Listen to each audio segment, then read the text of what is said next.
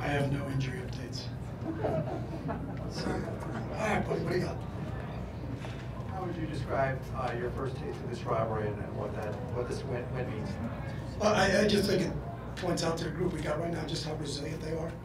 You know, we've got a lot of things. We don't have a lot of numbers, but they just keep playing. You know, and play to our strength. Obviously, Josh is a strength for us right now. It felt like we needed to kind of run the ball and control it. They are so explosive on the offensive side of the ball. Can we try to keep the ball away from them a little bit? But it's a great experience, and I'm just happy for the kids.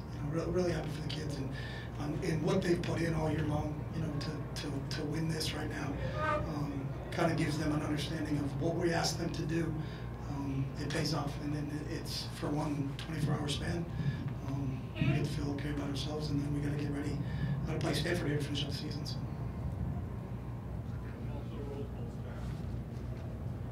Josh Kelly, I mean, I think he ran for more yards than any UCLA tailback has ever in this game. How important is he to what you're doing right now? He's important not only just because of his production, but just because of the type of person he is.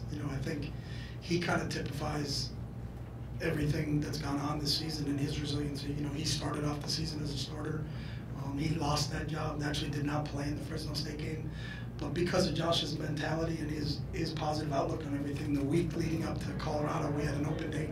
He worked extremely hard in practice and earned the job back, and hasn't given it back. And I think what we try to build this on is everything is earned here, and Josh has earned everything. So what he did today doesn't surprise me, and I don't think it surprises our coaching staff or surprise any of those players in that room, just because they see what he does every day. There's games when he's at 30-plus carries, and we played this short week, and we had a Friday game, and he's diving for balls on Sunday night when we had to have a short week practice. And there's a kid that had 31 carries the night before on a night game, and he's out diving around on the field. But I think he kind of typifies what this team is about right now. So.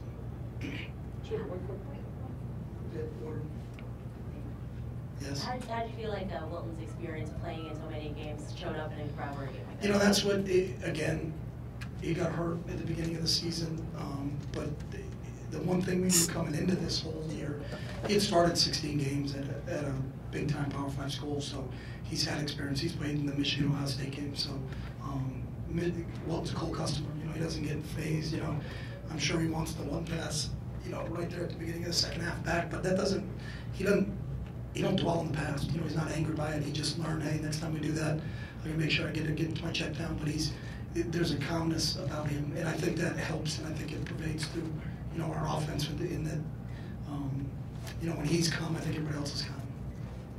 Coach, congrats on the big game and a huge game by Josh Kelly. What are your thoughts on a college running back running 40 times at a game? A bit too much, or do you think that's okay? I wish he carried it 100, to be honest with you. So, we're good on that. We track all our guys with GPS systems. We're the most scientific team in college football, so don't worry about it.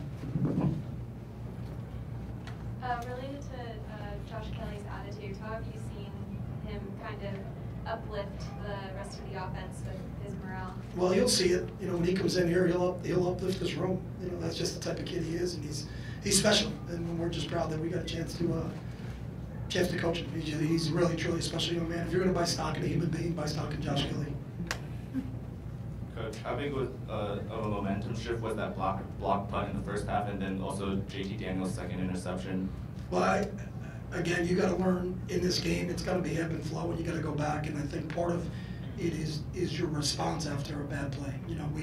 We kept our safe punt team on the field, and they faked the punt and got it. Instead of feeling sorry for ourselves, we got to kind of bow up there. They blocked the punt. All right, we're going to fix the protection. We're on the sideline, but let's go. And I don't think this team dwells in the past. I think they learned from their experiences, and they just kept fighting forward. And that's what this team is. It's a very resilient team. So. Your defense is taking its lumps this year, but I think you made 3 or 4 stops early in the game, and a variety of guys made big plays. How much did that contribute to them? They did. And that, again, in this thing, it's a team win. I think in all phases, how important JJ's kick was. We talk every week. And he going to the right, and it's on my game plan. Where do we got to get to? I got to get to the 32-yard line. So I asked what it was, and they're like, it's 4th and 3. I don't care if it's 4th down. Where is the ball? It's on the 32. Good, kick it, because JJ knows he can make it from there. So I thought our special teams contributed to this victory, and I think our defenses, as we continue to grow, they made some key stops at critical times in that game, and that was really the difference for us. Jeff, just as far as Wilton, is that the best you've seen him complete the passes in the tight spaces? Because I mean, No, our throw was on a dime. Yeah, I mean, that's him, but I think last week he was, last week until we got to the last drive, he was like 23 or 25, so, he's a really accurate quarterback with the football, so, and I think in the last couple of weeks it's been starting to build for him, so. Can you talk about the resilience of the corners after giving us some big plays early and then late in the game kind of hunkering down? They did, and obviously Darnay kind of sets the tone for us on the defensive side of the ball, but it's a good group of receivers, and a really good young freshman quarterback that can put the ball on the money, and at times that they're going to make plays, and you just got to kind of tip your hat to them and then line up and play the next snap. It's who can last over time, and I think we kind of ended up with the upper hand in that thing, but we knew that group of receivers was a talented group with Pittman and the whole group there.